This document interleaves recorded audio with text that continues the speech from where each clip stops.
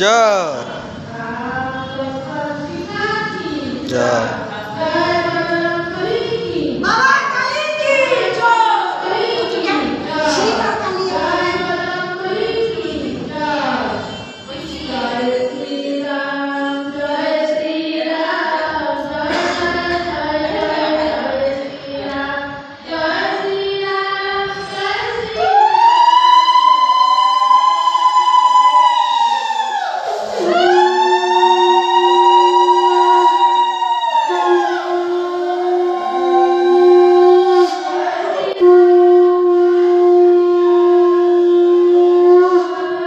হাতে সংকটে যাতে না পড়ে, বুঝলি?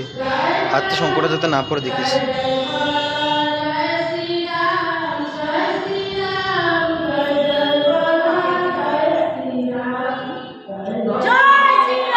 জয় শ্রীরাম,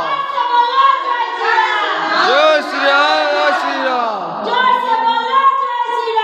জয় শ্রীরাম, জয় শ্রীরাম, জয় শ্রীরাম, জয় শ্রীরাম, जय श्री राम, जय श्री राम,